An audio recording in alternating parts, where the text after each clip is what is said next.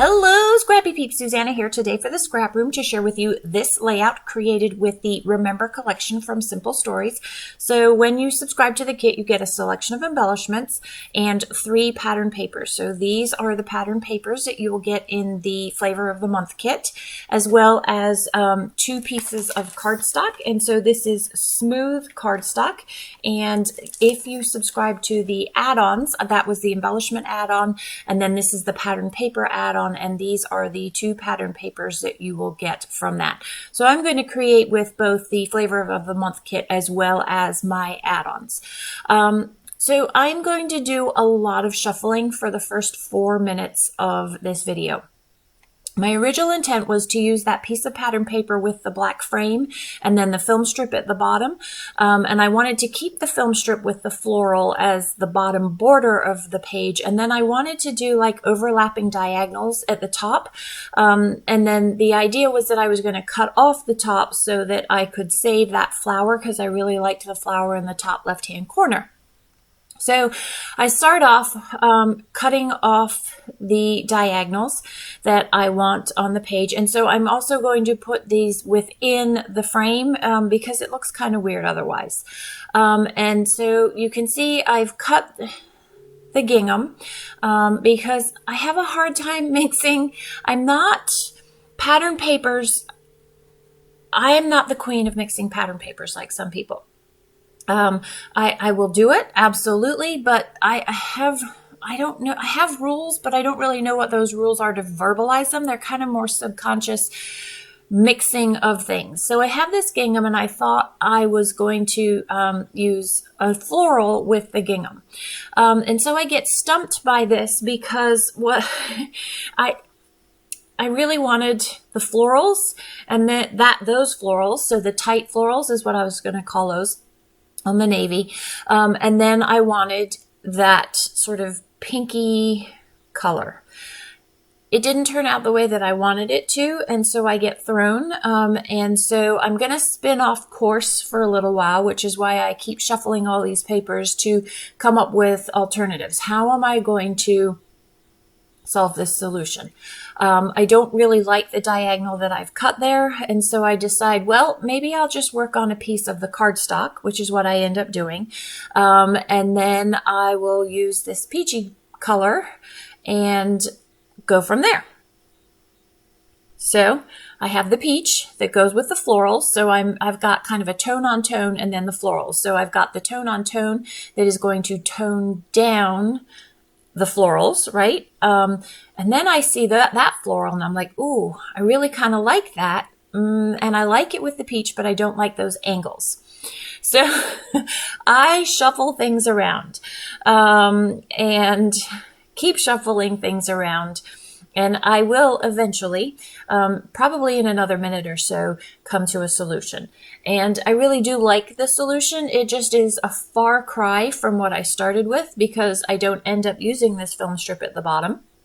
And I think that's what's hard about pre-printed pages like that is that you kind of just have to throw things down into the middle of the page. And there's so much embellishment that's already there that you really don't need to use other bits. And that's fine if that's your form of scrapping, but that is not how I do things. So here we go. I know I want to maintain that frame, that just like the pre-built piece of pattern paper. And so I need to trim these down because these are built for more 12 by 12 paper the way that I've cut them. And so finally, I have a format that I like. I do wish that this particular floral had been a little bit longer, but it's not, so I'm going to work with it. And it ends up working out really well because if it had been a little bit longer, it would have been covered by paper and it would have taken up more space on the page, which would have left me less room to do things. So I have what I want to do. Now it's time to add my own embellishments in. Now, because I have the 2 florals, so I've got the large floral and then I've got the navy tight florals, I want to have something navy that is going to pull it all together and create balance in the contrasts between darks and lights. I also need to have a journaling space, and I also need to fill up all of, well, I don't need to fill. I need more content in that bottom right that provides balance to all of the content that's in the top left there. So I feel like I've done a pretty good job with those cut aparts there. I don't remember what that says. I can't see it because I've covered it up, but it has something to do with in remembrance, I think, because this collection is originally for remembering those who have passed away, but you can use it for more than that, as I've done here. This is finding a prom dress. Shopping, actually, because we did more than find a prom dress. So I really liked that border that was on that other piece of pattern paper. So here I have a bronze sort of silvery, not silvery, shimmery marker. And so I am using that to create that border. So I am committing to these things, and I've got a journal spot, and I've got something else that I could put a title there, I could put a subtitle, I could put extra journaling there, a lot of space for journaling. And I want to cover up that in remembrance. I'm pretty sure that's what that says. And so I have this loved sticker from the sticker sheet from the main kit, and I'm going to pop that up because that's what I do. I also have with the selection of embellishments that I got, you're going to get the foam stickers, and I'm going to use that today as part of the title. So I can't have that be the only thing that pops up off the page, and so I want to pop up at least 2 other elements for at least 2. I usually do more than that for a visual triangle. So I've pulled out my selection of embellishments, and I'm going to figure those out. I really loved this floral, but I already have the big florals that are on the pattern paper on the left-hand side, and so really there's no need for more of those. I also have the floral that's in that blue journaling spot that ties it all together, and so it gets lost in all of the other florals, so no need for that. So these photos are, the one on the left-hand side is when we're done shopping. That is my daughter with her prom dress as well as a power suit. She is a senior this year, so this is senior prom, which is a big deal.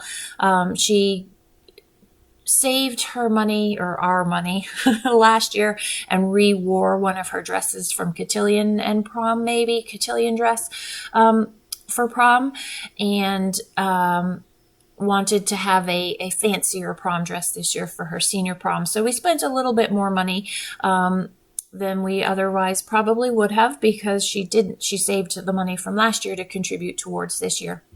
And then she is also wanting to be involved in research and is going to have to interview for those sorts of jobs. And just, it's good to have a power suit, right? An interview suit and a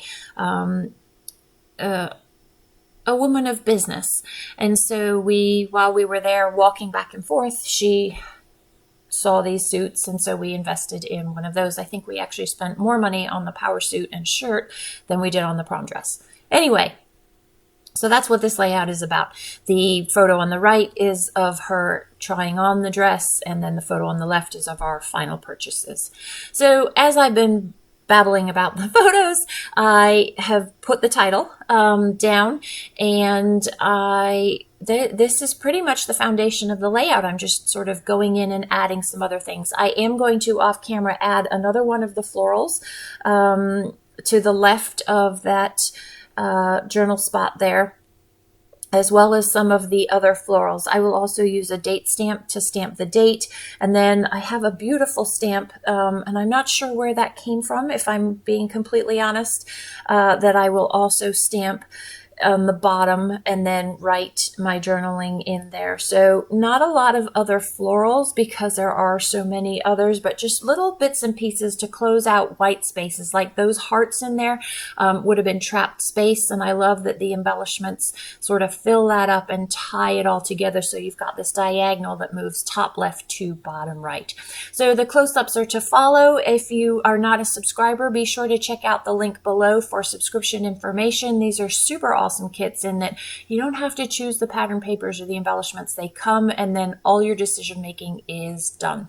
So thanks for stopping in today. I hope you're doing well. Come back again soon. Take care.